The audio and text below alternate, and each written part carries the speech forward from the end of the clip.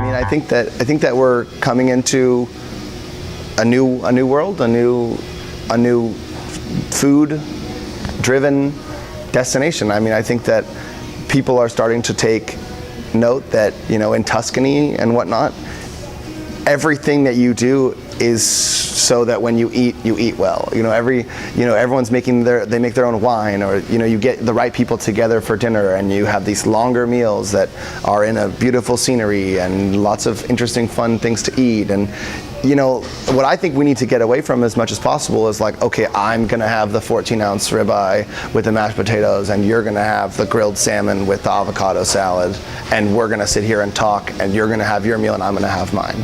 I just that's so boring. I just think there's so many delicious things to eat and so many different flavors to have, that the time where you would just go and get your own huge meal and that would be what you ate, I just think that that's dying. I think that it's becoming a lot more common to go to a dinner where you share and where you try lots of different things. And for me, at least, that's the only way I would want to eat. That's what's exciting to me about food, is little bites here and there and different textures and flavors and colors and parts of the world. And that's one of the things I think is so cool about food, is it's a passport. If you want to go to Japan, I mean, I can take you to Japan, I can take you to Germany, I can take you to Mexico, and you don't even have to pay for the plane. It's like I can build you, I can put you in a position where I can feed you something that is the same way that you would eat it in another part of the world.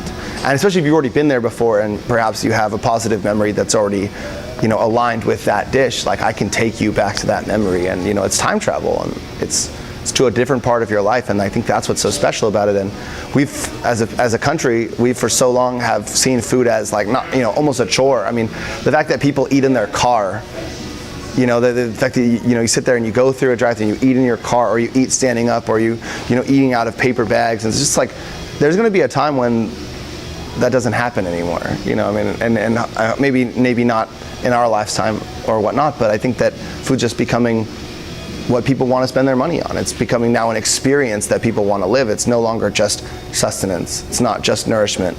It's not just okay, I'm doing this because I'm hungry and I need to put food in me. It's people are making conscious decisions about where they want to eat, planning their meals, and it's fun to be a part of someone's planned night. I mean, someone's excited to come here for a month and they get to come here and they leave saying it was amazing.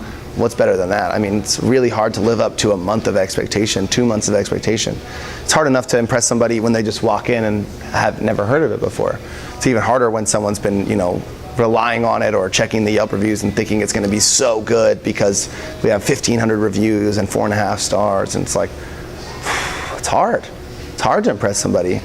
And that's always our goal. And I think that as we grow more into the food culture that I think we're heading towards, I think people will become a lot more forgiving with trying experimental food, and I think more importantly, people will become more opinionated about eating junk food, eating garbage. If you're gonna eat something that's not good for you or it's not made with good ingredients, I just think that's gonna become something that people do less and less.